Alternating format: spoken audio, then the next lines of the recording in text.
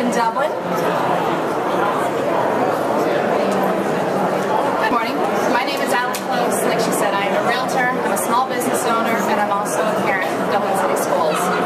I'm joining the Strong Committees because as a realtor, I understand the local public schools are critical to the success of our community. Our local public schools are preparing 1.8 million children each and every day to go out into the world and become committed, contributing members of our society and our state. We need to help prepare them because we want them to return to our communities and make our communities and our state stronger. We're all in this together. I'm fortunate to have one of Ohio's best elementary schools right down the street for my children. But all Ohio children should receive this high-quality education.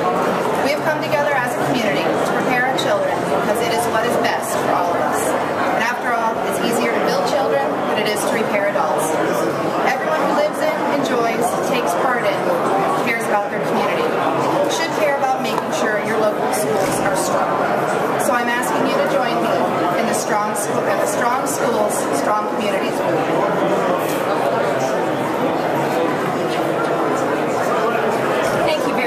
All of you for sharing your ideas about strong schools, strong communities. We are open for questions right now. If one of us on the panel is not able to answer those, then Dennis Willard would also be able to answer those, and he's from Precision Media. Yes? You mentioned that you're interested in promoting policies or not promoting opposing policies. What are some policies that you anticipate you will be advocating? Mainly, Strong Schools, Strong Communities is here to educate and to enhance community movement.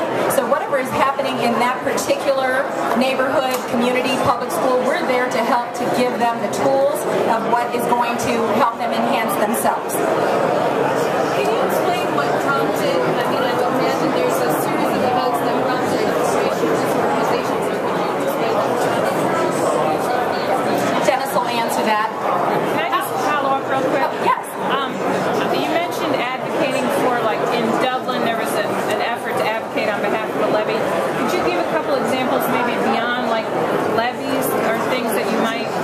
Absolutely. Actually, Strong Schools, Strong Communities is not going to be just for levy time.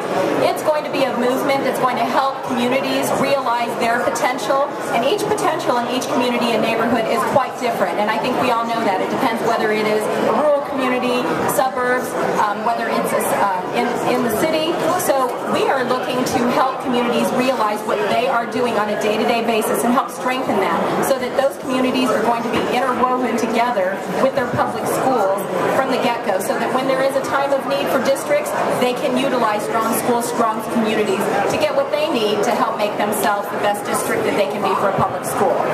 This is a question for Public School Coalition before. How is this one any different than the one you had before? I'm sorry, can you say that again? You have had a coalition for public schools before. How is this one any different? Are you speaking about Dublin Good Schools Committee or this particular one? The Ohio, you've had an umbrella group for Ohio, or the public schools in Ohio. What's the name of it, Michelle? You know the name of it? Coalition for Public Education. I am not familiar with that, so yeah. Thank you very much. Yes. This is a question for Ms. O'Connor on behalf of the effort. Ms. O'Connor, as the recent Democratic opponent of Mike Duffy, who was reelected, without getting into labels, as I understand you're saying, in terms of labels, this is nonpartisan, but to what degree do the policies that your group supports tend to reflect more of the policies that Democrats have vouched for the past several years, as opposed to, say, school choice? I mean, if you could describe to me in a substantive way, are your policies more reflective of, the Democratic point of view in the legislature, without getting into labels? Okay? As a group, Strong Schools, Strong Communities are going to affect policies coming, where we will advocate for policies coming out of the legislators and the General Assembly that support strong public education. You mean traditional school districts as opposed to more charters and more vouchers? Yes. Okay. Yes. As Strong Schools, Strong Communities, we believe that a child's zip code should not hinder their access to a high-quality public education. And so we will advocate for a fair and sustainable and equitable funding formula, and educate the public as to next year's budget and policies that will be coming out of our next session. Can you speak, I mean, since you did run for the legislature, can you speak a little bit more about some of the concerns that you have with what makes the Knoxville legislature the number of